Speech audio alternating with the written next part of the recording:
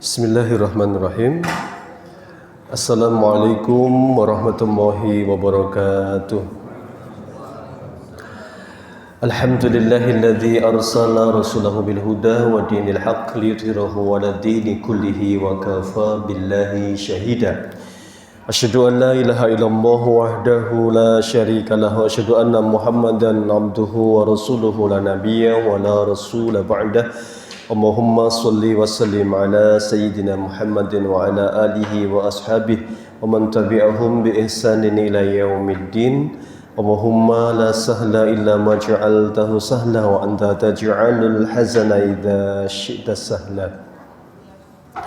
Amma ba'du, jamaah kajian yang dimuliakan Allah, Bapak Ibu yang berbahagia. Alhamdulillah malam hari ini kembali kita dimudahkan Allah hadir di majelis ilmu. Semoga majelis ini majelis yang mubarak, majelis yang penuh barokah, dimudahkan mengamalkan, dimudahkan memahami apa yang kita sudah dengarkan bersama-sama. Dan di malam hari ini insya Allah kita masuk surat Qaf ya, setelah kemarin surat Al-Mursalat ya. Surat Qaf ini termasuk masih di surat-surat Makkiyah, surat yang turun di kota Makkah. Sudah bisa ditebak secara tema besarnya adalah tentang iman, kejadian-kejadian di hari akhirat, termasuk kejadian-kejadian umat-umat terdahulu sebagai pelajaran. Karena Al-Quran itu sepertiga adalah kisah. Jadi kalau ada 30 juz, 10 juznya adalah tentang uluhiyah, tentang ketuhanan. Maka ulama ada yang mengatakan baca kul huwallahu ahad itu sepertiga dari Al-Quran. Itu maksudnya adalah kandungannya Al-Quran itu sepertiganya adalah tauhid, tentang ketuhanan. Kemudian yang kedua ada bab tentang ibadah, termasuk muamalah. Yang sepertiga adalah kisah. Kisah itu sering diulang oleh Allah, tentu punya maksud agar kita pandai mengambil ibrah. Apa ibrah? Pelajaran ya, sebagai petunjuk bagi kehidupan kita. Baik, surat Qaf ya, ini wahiyah makkiyatun, ini surat makkiyah. Dalam surat Qaf ini ada beberapa ayat yang menceritakan seperti ayat-ayat sebelumnya, tapi ada beda penekanan. Nanti kita bacakan terlebih dahulu. Disimak yang bawa Quran boleh. Bismillahirrahmanirrahim. Qaf, apa artinya Qaf itu? Itu seperti shad, nun, kemudian alif, lam, mim. Banyak. Ini huruf-huruf pembuka yang pendek-pendek, itu huruf-huruf muqatta'ah yang terpotong-potong, pendek-pendek ya. Ulama sepakat menyerahkan maknanya kepada Allah, artinya tidak membahas panjang. Ini wallahu a'lam terhadap makna-maknanya ya. Wal Qur'anil Majid, dan demi Al-Qur'an, dan Al-Qur'an Al-Majid yang mulia ya. Bal ajibu an ja'ahum mundhirum minhum faqalal kafiruna hadza syai'un ajib ya. Bal ajibu, bahkan mereka tercengang. Siapa mereka itu? Orang-orang yang tidak beriman dengan Al-Quran. Jadi Al-Quran itu bisa hujjatun laka au alaika. Al-Quran bisa membela kita besok di hari kiamat, atau bisa memusuhi kita. Naudzubillah. Bagaimana menjadi hujjatun laka, pembela kita? Ya kita minimal ya percaya kan. Pertama percaya dengan semua yang Allah sampaikan di dalamnya itu petunjuk, sebagaimana ditegaskan di awal surat Al-Baqarah, alif lam mim zalikal kitabu la roiba. Apa artinya roiba? La roiba, tidak ada keraguan. Artinya semua isinya benar, semua janjinya pasti ditepati. Semua yang dulu belum terbukti pasti akan terbukti. Itu Al-Quran. Ya. Ada banyak peristiwa-peristiwa yang jawabannya di Al-Quran. Ya. Misal kayak Al-Quran bicara tentang jatah warisan. Al-Quran sudah mengatur dengan rapi, tertib, adil. Nah, misalnya dalam satu ayat Allah berfirman, lidzakari mislu hadil unsayain.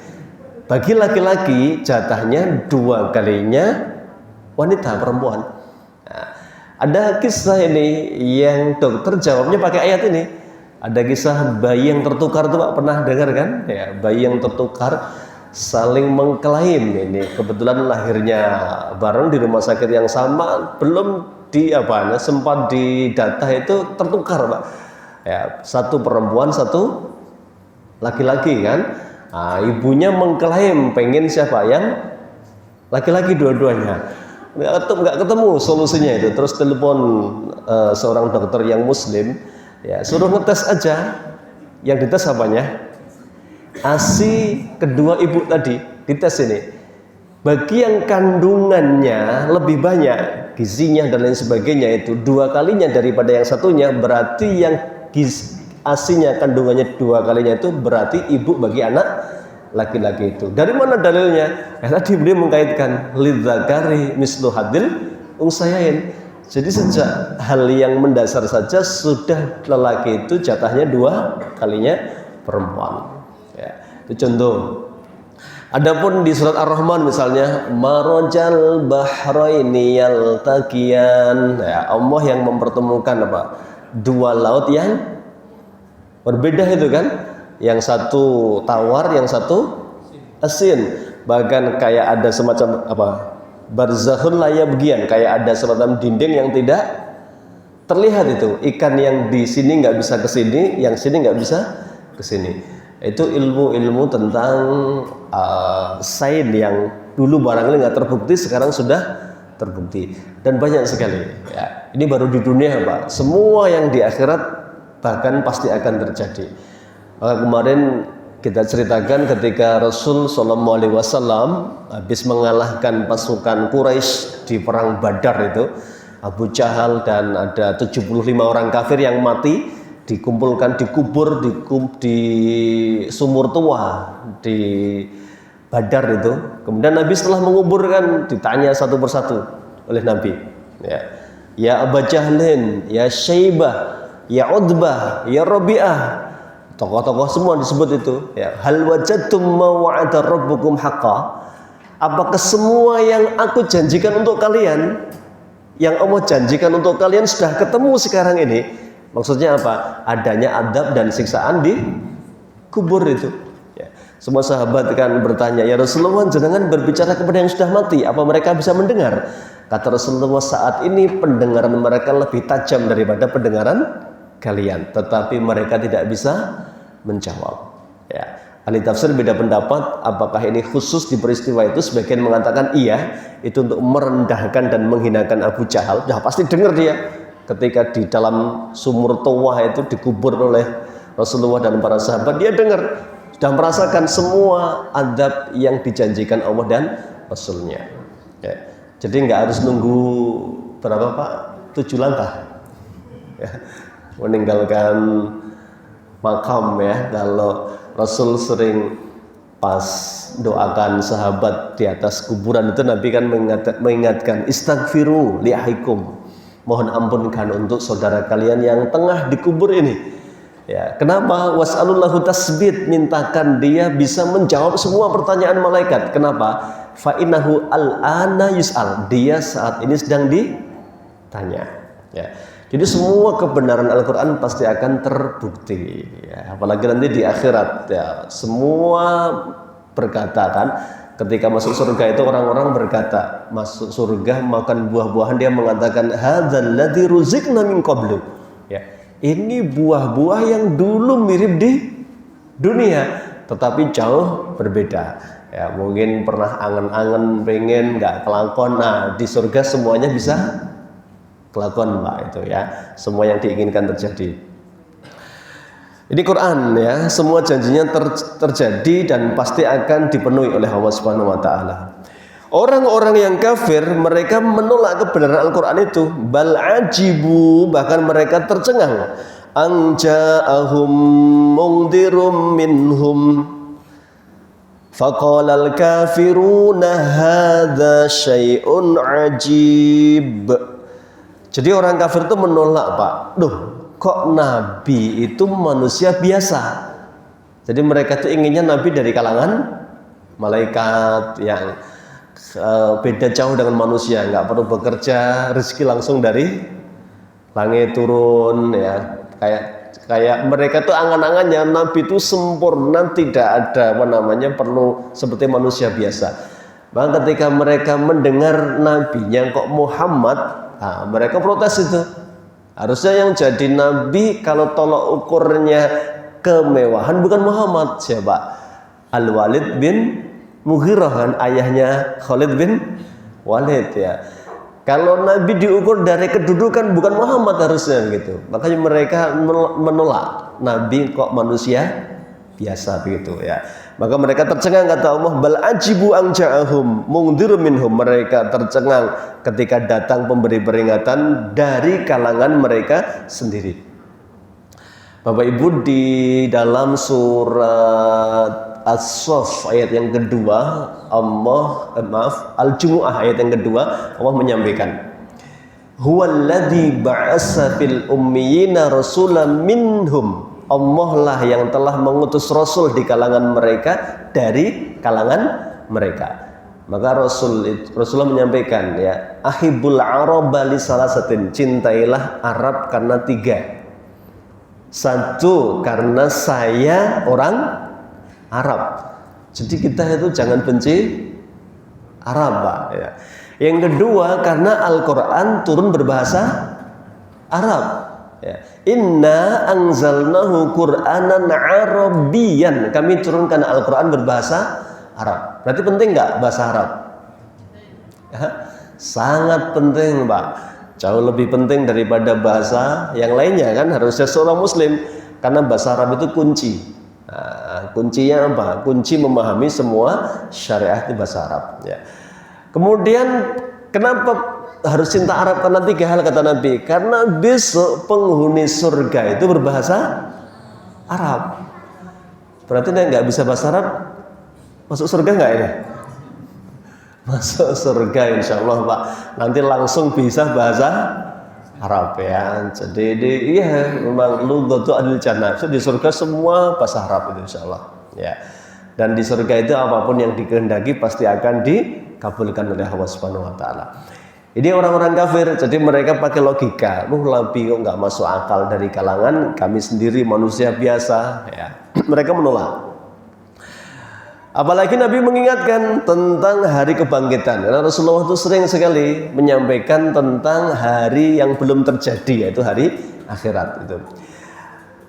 Aidza mitna wa kunna turaba dzalika raj'un ba'id. Aidza mitna wa kunna turaba, apakah kami kalau sudah mati dan sudah menjadi tanah? Maka orang-orang kafir itu mereka tidak percaya, ya, bahwa ada hari kebangkitan. Aidza mitna, apakah kalau kami telah mati, wa kunna turaban, dan kami telah menjadi turab. Apa turab tadi? Debu-debu, ya. Akan dibangkitkan kembali. Dzalika raj'un ba'id, itu sesuatu yang sangat, pengembalian yang jauh, tidak mungkin.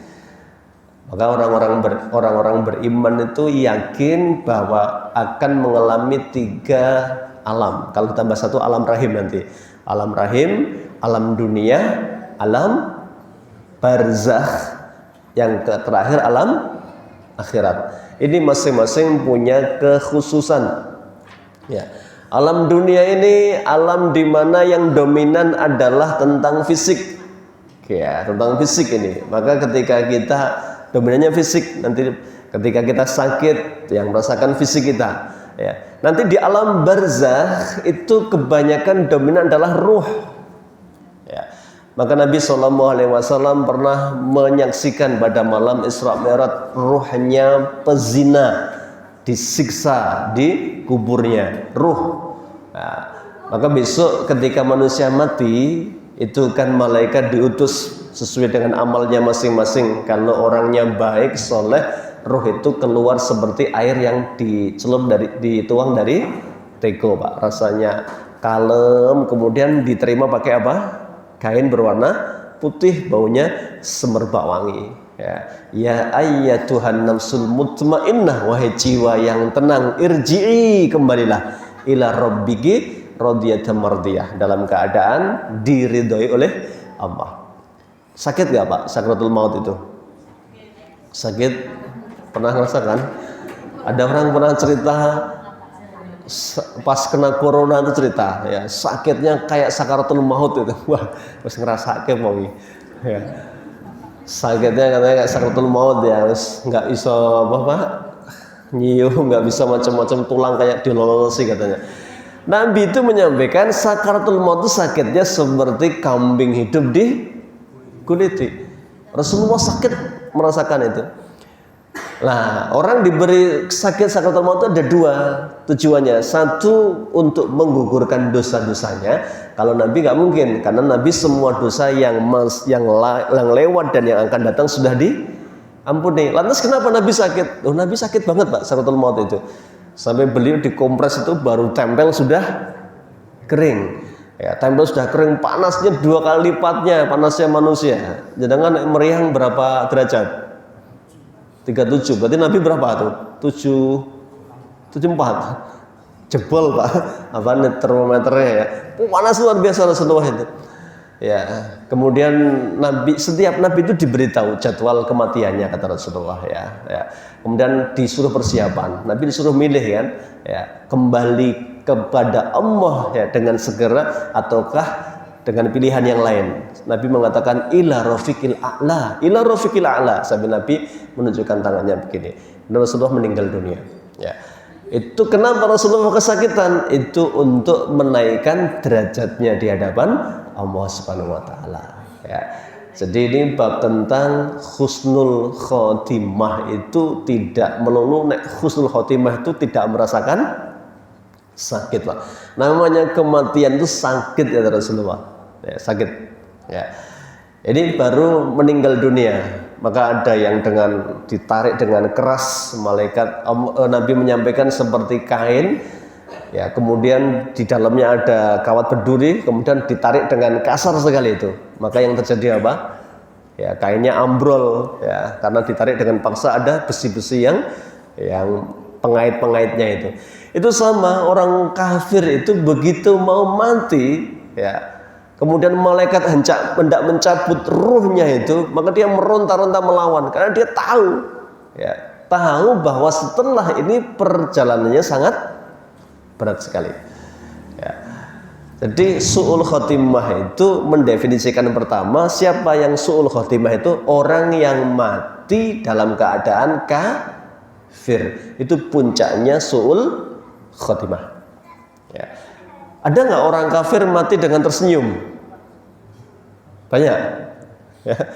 Ya, kalau beritanya sih meninggal dengan damai. Ya. Meninggal dengan apa? Ya banyak kan itu ya. Tapi keyakinan kita seorang muslim adalah ya bahwa siapa yang beragama selain Islam tidak akan diterima oleh Allah. Maka puncak su'ul khotimah itu adalah mati dalam keadaan tidak beriman kepada Allah. Kafir itu kan nggak beriman maksudnya, nggak beriman kepada Allah sebagai Tuhannya, nggak beriman kepada Muhammad sebagai Rasul utusan Allah itu. Itu baru nanti di bawahnya su'ul khotimah itu, di bawahnya yang mati dalam keadaan banyak maksiat. Nah, itu su'ul khotimah. Memang ada beberapa Pak tanda-tanda husnul khotimah. Salah satunya mati pada hari Jumat. Ya. Ada nggak orang kafir mati hari Jumat? Bahaya kan? Apa terus husnul khotimah? Kan enggak Pak. Jadi tanda-tanda itu harus difahami ya, bahwa siapa yang baik keislamannya mati di hari Jumat atau malam Jumat, maka dia husnul khotimah. Orang meninggal dahinya berkeringat, itu juga mati dalam keadaan husnul khotimah. Orang meninggal dalam keadaan dia, Rasulullah menyampaikan ada 5 orang mati syahid itu ya, salah satunya adalah orang yang mad'un, mati karena kena wabah taun. Nah, taun itu kemarin ada yang mengkaitkan mati karena seperti apa Pak, kemarin corona. Nah, corona itu ada yang mengkaitkan dengan taun ya. Mati karena mabun, sakit perut ya. Mati karena gharaq, tenggelam ya. Mati karena tertimpa reruntuhan ya. Itu tanda-tanda yang disebutkan Nabi, tapi semuanya mengacu kepada satu, statusnya adalah mukmin atau muslim ya. Banyak orang nggak beriman mati tenggelam, ada nggak? Ada. Tertimpa reruntuhan itu mati syahid Pak. Jadi tertimpa reruntuhan itu mati syahid ya. Kira-kira kalau misalnya pas sholat ada lindu ya, kita mau tetap sholat atau lari? Tergantung imamnya ya. Imamnya Melayu ya Melayu ya Pak ya. Nah ini ada fikihnya Pak ya, ada fikihnya ya.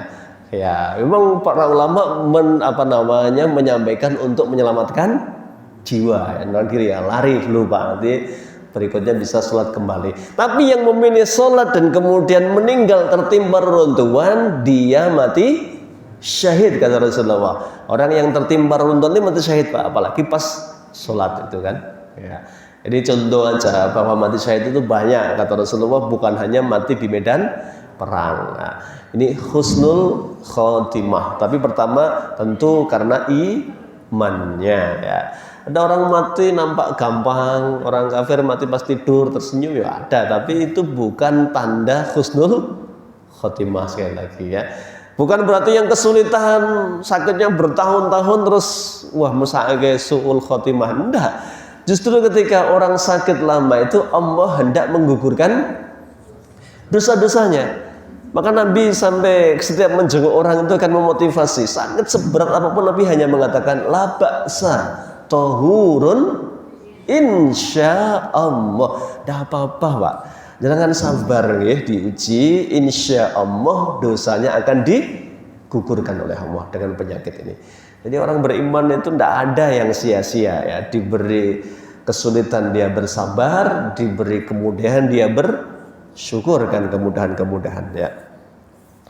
Ini orang-orang kafir, jadi mereka nggak percaya bahwa setelah mati itu ada hari kebangkitan. Bahkan mereka mengatakan dzalika raj'un ba'id, itu prasangka yang jauh sekali, nggak logis ini. Ya, padahal ketika seseorang tahu dalam Al-Quran itu berapa banyak ayat yang menyampaikan ya tentang perjalanan hidup manusia itu ya. Contoh dalam surat Yasin ada ayat inna nahnu nuhyil mauta wa naktubu ma qaddamu wa asarohum. Kami yang akan menghidupkan manusia setelah kematiannya, dan kami yang mencatat semua yang mereka lakukan wa asaruhum, termasuk bekas-bekas yang mereka tinggalkan. Jadi itu menunjukkan bahwa tidak ada ya, semua tidak ada tanpa pertanggungjawaban. Semua yang dilakukan manusia tercatat rapi, akan dihisab, akan dimintai pertanggungjawaban atas setiap perbuatannya ya. Ini qad alimna ma tanqusul ardu minhum wa indana kitabun hafid bal kadzabu bil haqqi lamma ja'ahum fahum fi amrim marij. Jadi kalau orang kafir itu belum diberi hidayah oleh Allah, sudah demikian banyak petunjuk-petunjuk bahkan tanda-tanda kekuasaan Allah, tetap tidak akan beriman ya. Jadi Pak, kayak Fir'aun itu sudah berapa kali kesempatan Allah berikan ya, ketika dia menentang dakwah Nabi Musa, kemudian diadab oleh Allah. Adabnya apa? Satu hari semua airnya menjadi darah. Dia mendatangi Nabi Musa mengaku, ya Musa, doakan kepada Tuhanmu, kalau bisa menghentikan semua musibah ini saya akan beriman. Kemudian didoakan oleh Nabi Musa, airnya kembali jernih, tidak lagi berwarna merah seperti darah. Kemudian berimankah Fir'aun? Dah ya, Fir'aun kembali kufur. Kemudian diuji lagi, dikirim belalang, semua belalang Apakah beriman ketika dihilangkan? Tidak. Terakhir dikasih difda. Difda itu kodok, Pak. Semua jadi kodok itu di berbagai tempat itu. Di Quran kan diabadikan kisah itu. Ini orang kafir itu, maka tidak akan beriman. Sama andaikan adab kubur itu ditampakkan, pun belum tentu akan beriman, Pak. Ya. Harusnya kan imannya yang paling tinggi siapa? Penggali kubur kan. Dia setiap hari apa? Setiap hari dzikrul maut kan itu ya.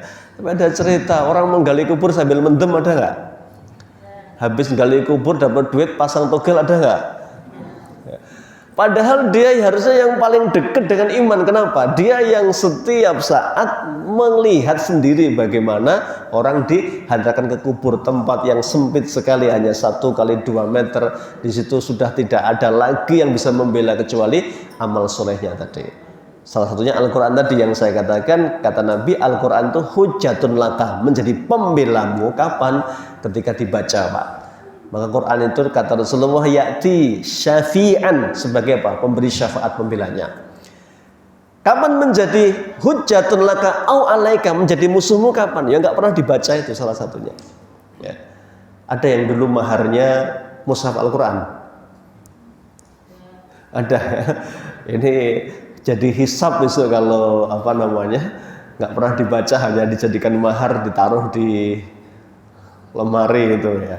Jadi ini sesuatu yang akan menjadi apa? Menjadi lawan bagi kita Quran itu. Maka ketika kita sudah bisa membacanya, ya, kemudian kita tahu arti di dalamnya, kewajiban kita adalah mengamalkan apa yang disebutkan. Kalau perintah dikerjakan, kalau larangan ditinggalkan.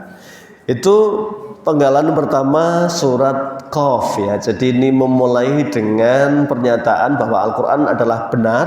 Yang kedua, bahwa orang-orang kafir ketika itu mereka menolak kebenaran Al-Quran, termasuk hari kebangkitan, sehingga mereka kelak akan menjadi penyesalan terbesarnya. Penggalan yang kedua, ini mulai lembar ayat ke-6 sampai ke-11. Ini tentang tanda-tanda kekuasaan Allah. Ini nanti kita akan belajar bagaimana cara Nabi membangun iman ya.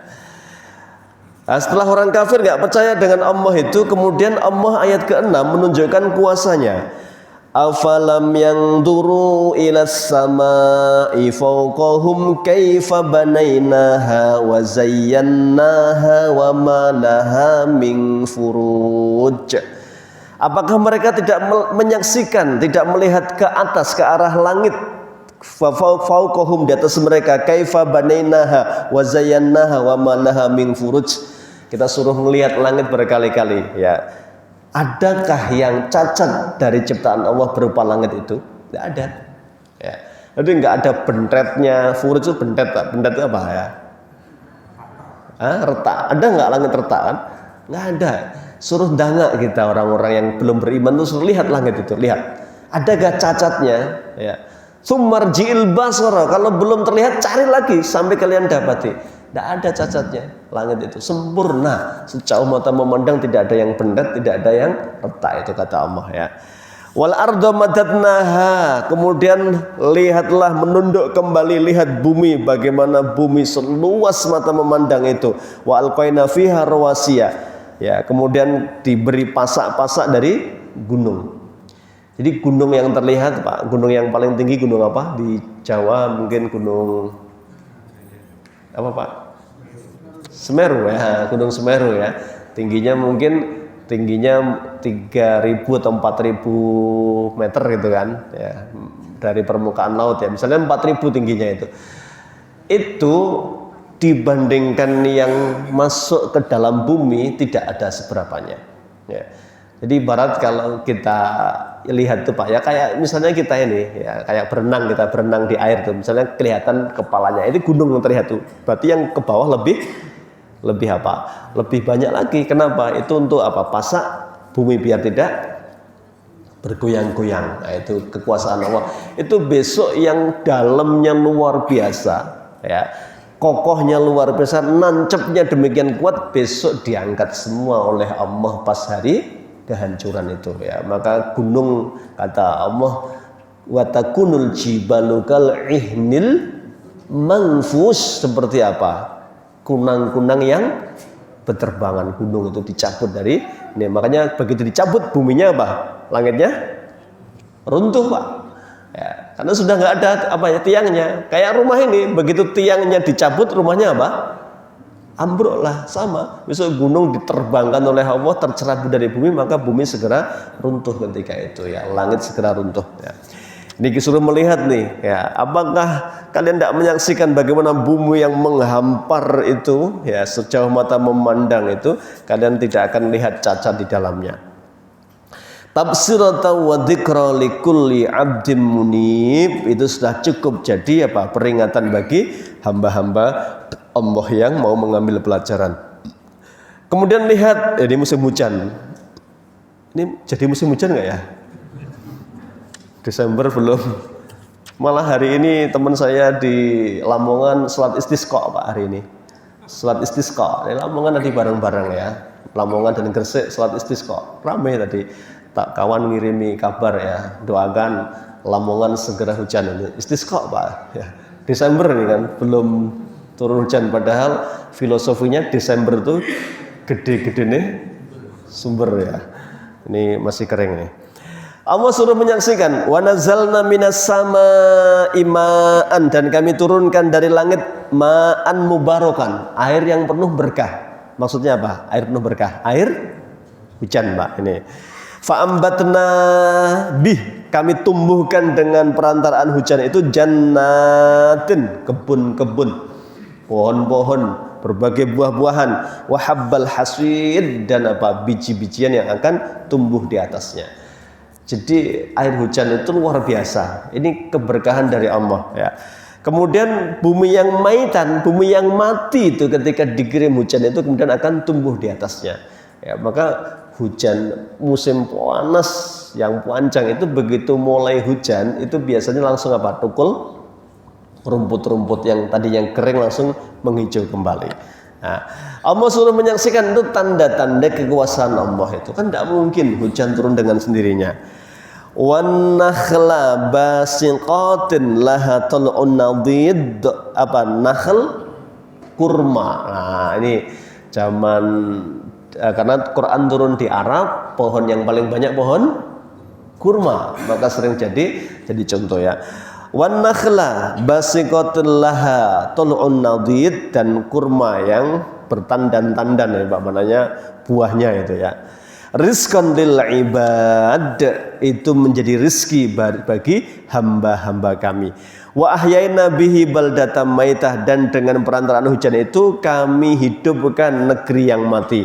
Kadzalikal khuruj, demikianlah kalian akan dibangkitkan oleh Allah.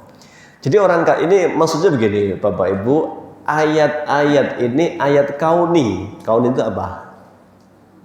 Ya, yang nampak alam ya. Jadi ada ayat-ayat kauniyah itu yang nampak di alam. Ada ayat kan ayat Quran, maksudnya Quraniyah itu, Quran itu yang mulai dari Al-Baqarah, dari Al-Fatihah sampai Anas itu Qurani. Ya, kaun itu yang nampak di alam, Pak. Ya tadi ya, ayat-ayat Allah yang tersebar di bumi. Contoh tadi hujan ya. Kita suruh mikirkan hujan itu ya, sesuatu yang barangkali bagi sebagian orang biasa, tapi bagi Allah ini merupakan sebuah pertanda. Ada kematian, kemudian akan ada kehidupan. Kalau Allah bisa menumbuhkan sesuatu yang mati, ya kemudian hidup kembali, termasuk kalian nanti yang mati ini, kadzalikal khuruj. Jadi kayak nggak nyambung. Allah bicara tentang hari kebangkitan, tapi bicaranya dengan ayat-ayat dengan tadi tanda-tanda kehidupan. Ada hujan, ya, kemudian ada langit, ya, kemudian ada bumi, ya, turunnya hujan. Kalau kita mengkaitkan dengan fenomena alam, Pak, hujan terjadi karena apa? Hanya muter saja kan? Kalau kita pelajaran di apa? IPS atau IPA itu? IPA ya, ilmu pengetahuan alam ya. Karena ada panas di laut, kemudian airnya menguap, kemudian naik menjadi gumpalan, kemudian turun menjadi hujan ya. Ini kalau tidak dikaitkan dengan iman, nggak ada maknanya ini untuk akidah ini. Ya, ya sudah, akhirnya apa? Hanya fenomena alam. Kenapa bumi itu terjadi gempa, bahkan kemudian meletek itu ya. Orang berpikir kalau itu tanda alam, kenapa ada lempengan bumi yang retak tadi, kemudian terjadi apa nanti tsunami dan lain sebagainya. Tapi bagi yang beriman, wa ma asabakum min musibatin fabima kasabat aydikum. Musibah manapun yang menimpa kalian itu pasti ulah perbuatan maksiat kalian, kata Allah itu. Enggak mungkin sesuatu tanpa perantara itu enggak mungkin. Ya. Cuman memang Allah itu rahmatnya jauh lebih luas. Ya. Maka kita kadang ada yang bertanya kan atau menyampaikan, kalau memang segala sesuatu harus dengan maksiat, harusnya bukan bumi Aceh yang kemarin kena tsunami. Wong Aceh namanya Nanggro Aceh Darussalam. Itu negeri yang selamat, penuh kesejahteraan kan. Kenapa yang diadab? Kenapa bukan mana yang banyak maksiat itu? Bali misalnya. Kenapa enggak Thailand ya? Kenapa enggak negeri-negeri yang banyak maksiat itu, Amerika mungkin ya? Nah, itu sebagai sebuah peringatan bagi orang-orang yang beriman, termasuk Allah memberi kepada mereka teguran itu agar mereka mengambil pelajaran. Bagi orang-orang kafir itu Allah sedang menurunkan rahmatnya kepada mereka. Mereka diberi rahmat itu apakah mereka merasa kemudian mereka kembali, ataukah justru mereka semakin bermaksiat, lalai dengan kemudahan-kemudahan yang Allah berikan kepada mereka. Jadi memang Allah menyampaikan, adabi usibu bihi man asya. Adabku itu aku berikan kepada siapapun yang aku kehendaki. Wa rahmati wasi'at kulla syai'. Tetapi rahmat, apa rahmat itu? Sayangnya Allah ya. Sampai Nabi itu mengatakan, Pak, pas bai'ah Aqabah itu, bai'ah Aqabah itu sumpah setia begini. Nabi menyumpah ya. Orang baru masuk Islam telah syahadat disumpah, namanya bai'ah, Pak. Jadi bai'ah itu ada. Ya. Kalau hari ini ada kelompok yang membai'ah apa ini? Anggotanya yang masih kelompok LDI tahu ya? LDI apa singkatannya ya? Lembaga Dakwah Islam Indonesia ya. Saya pengajian pekan kemarin mantan LDI, murid salah satu pesertanya ya, sudah 14 tahun di LDI ya, sampai ya ngerti semua tentang ajarannya. Memang cara menggaitnya dengan apa tadi? Bai'ah. Dan dalilnya sahih itu, Nabi bersabda, man mata, siapa mati, walaisa fi unuqihi bai'ah, dan belum berbai'ah itu, mata mitatan jahiliyah, maka matinya seperti orang jahiliyah. Orang jahiliyah itu mati dalam keadaan melakukan dosa besar. Ya. Nah, bai'ahnya kemana? Ke imamnya. Maka orang LDI tidak mau sholat di belakang orang lain yang belum berbai'ah. Nah, mereka mau sholat apa bareng tapi diulang biasanya. Ya. Atau mereka pengennya jadi apa? Imamnya. Ya. Ini keyakinannya begitu, ada bai'ah. Nah, bai'ah itu ada, Pak, tapi dalil tadi itu bukan ditempatkan untuk sebuah kelompok. Ya, tentang siapa yang enggak bai'ah mati jahiliyah. Itu untuk sebuah kekhalifahan.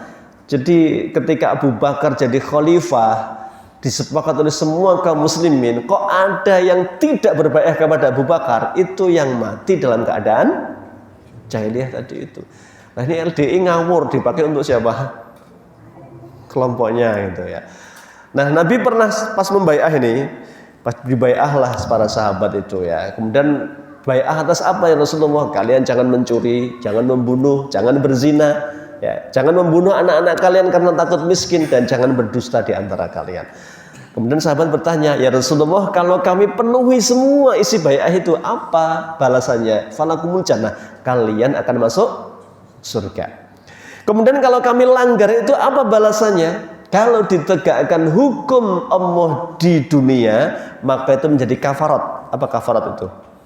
Penggugur dosa. Jadi kalau ada pencuri dipotong tangannya, itu menggugurkan dosanya. Ketika ada pezina dicambuk yang belum menikah, itu menggugurkan dosanya. Ketika ada orang membunuh, ketika dikisos, itu menggugurkan dosanya. Nah, kalau nggak ditegakkan hukum bagaimana ya Rasulullah? Karena nggak ada aturan kayak di negeri ini. di negeri ini. Ya, kalau ada koruptor kan dipotong nggak Pak? Enggak ya? Dipotong hukumannya. Ya. Hukumannya yang dipotong tadinya 10 tahun jadi 5 tahun bahkan langsung bebas itu bisa ya. Nah kalau dipotong itu berarti ini menggugurkan semua dosa korupsi dia. Tapi kalau nggak dipotong bagaimana itu? Rasul menjawab, yang nyuri nggak dihukum di dunia, yang zina nggak dihukum di dunia, yang membunuh nggak dihukum dengan aturan Allah di dunia, maka bagaimana hisab? Bagaimana di akhiratnya?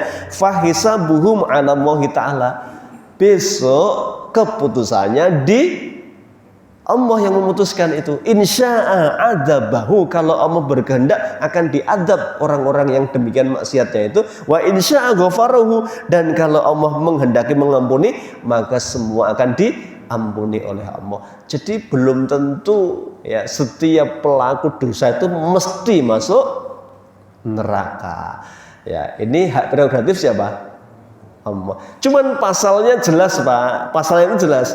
Wa may yaqtul mu'mina muta'ammidan fajazaohu jahannam, ayatnya misalnya. Pasalnya jelas, siapa membunuh orang dengan sengaja hukumannya adalah neraka jahanam. Nah, cuman ada dengan rahmatnya Allah itu orang yang harusnya di neraka jahanam kemudian Allah ampuni dengan rahmatnya Allah. Ya.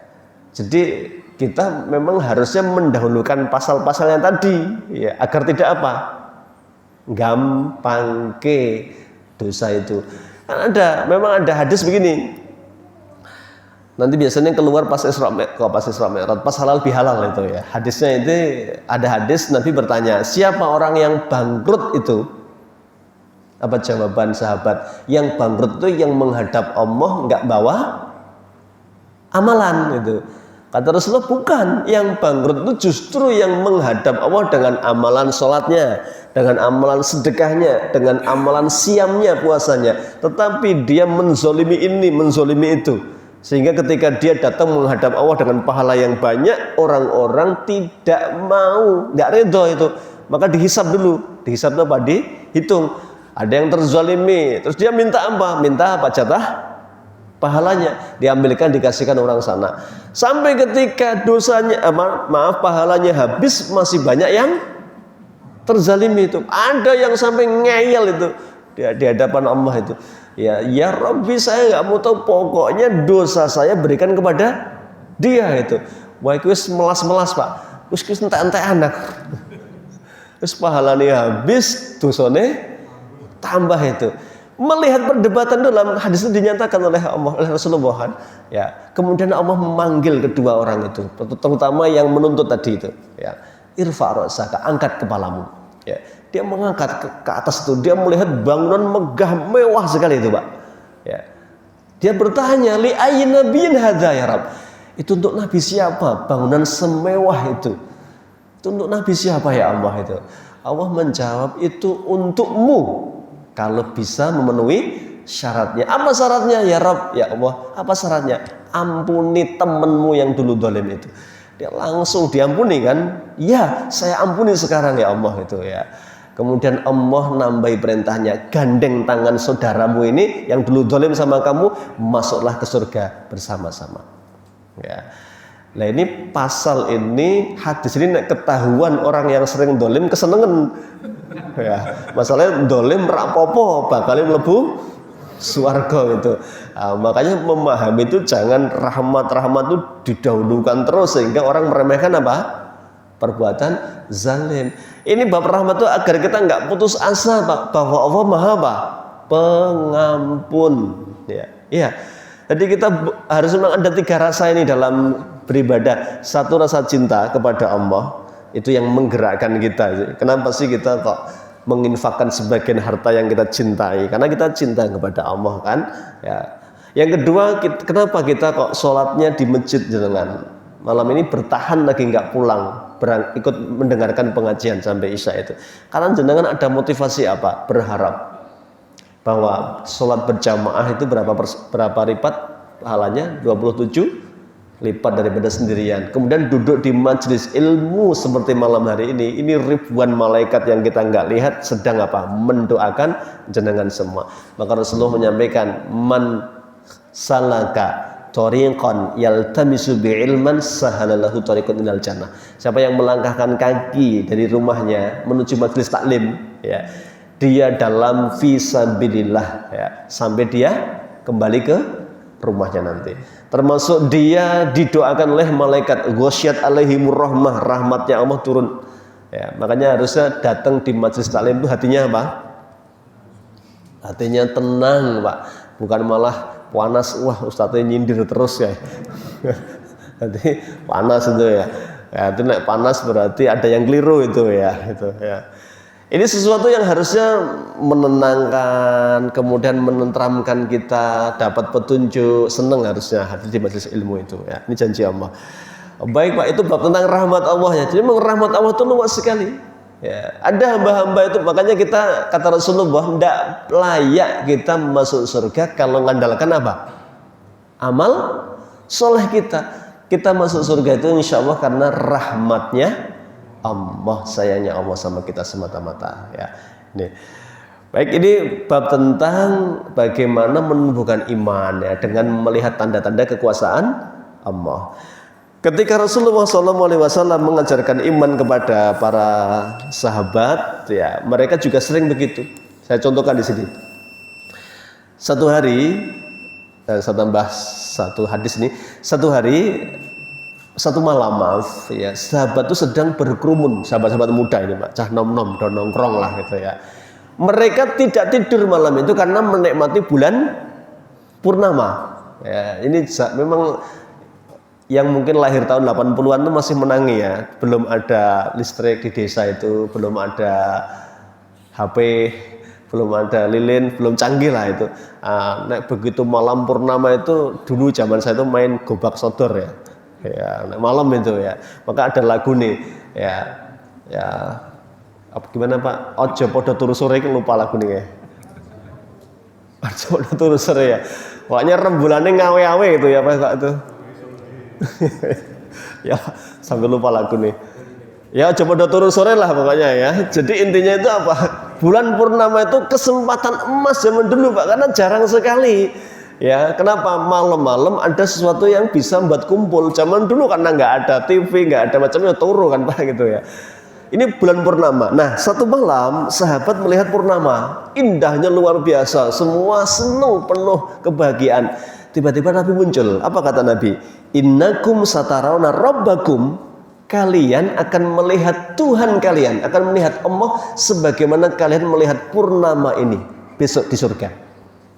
Tidak berdesak-desaan, tidak kesulitan, semua akan melihat wajahnya Allah. Ya. Nyambung nggak? Ada purnama, Nabi mengatakan kalian akan melihat Allah.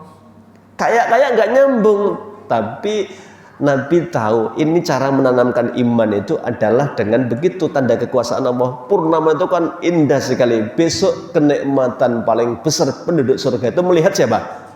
Allah itu. Ya, melihat Allah itu. Ya. Kemudian ketika itulah Nabi mengatakan kalau kalian pengen melihat yang indah yaitu Allah, maka kalian harus masuk surga. Bagaimana biar masuk surga?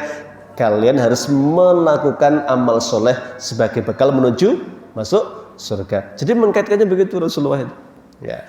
Sama, ada sahabat kemudian melihat api yang begitu panasnya membakar. Nabi mengingatkan, ini baru 1/70 bagian dari api di neraka kelak.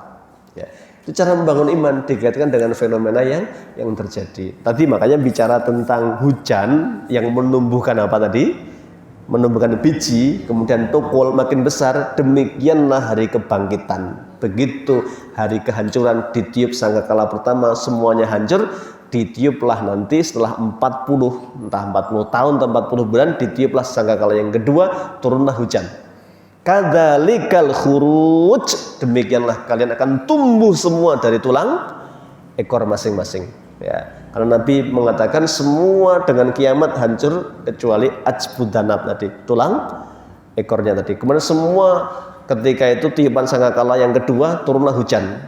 Ya, kemudian bangkitlah manusia dari tulang ekornya. Kadzalikal khuruj, demikianlah kalian akan dikeluarkan Allah, dibangkitkan yang kedua. Disitulah mulainya pertanggungjawaban.